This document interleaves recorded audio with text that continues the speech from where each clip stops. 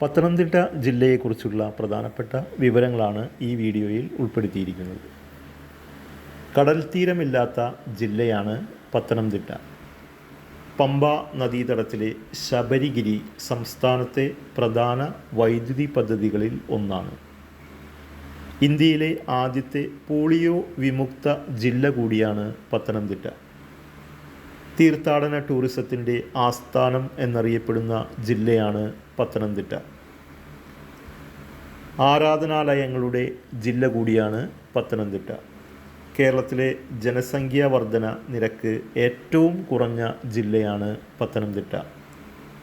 ഇന്ത്യയിൽ സീറോ ജനസംഖ്യാ വർധന നിരക്ക് കൈവരിച്ച ആദ്യ ജില്ലയാണ് പത്തനംതിട്ട. ഏറ്റവും കുറച്ച് ദൈർഘ്യത്തിൽ റെയിൽപാതയുള്ള ജില്ലയാണ് പത്തനംതിട്ട. കേരളത്തിൽ മുസ്ലിങ്ങളുടെ എണ്ണത്തിൽ ഏറ്റവും കുറവുള്ള ജില്ലയാണ് പത്തനംതിട്ട.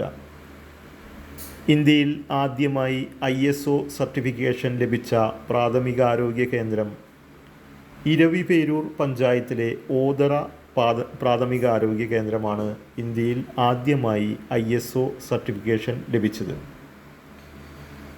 ഇന്ത്യയിൽ ആദ്യമായി ടെലിമെഡിസിൻ സെൻറ്റർ നിലവിൽ വന്ന ക്ഷേത്ര നഗരമാണ് ശബരിമല.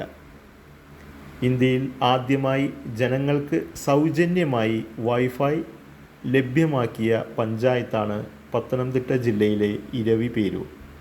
ഇത്രയുമാണ് പത്തനംതിട്ട ജില്ലയെക്കുറിച്ച് അറിഞ്ഞിരിക്കേണ്ട പ്രധാനപ്പെട്ട വിവരങ്ങൾ.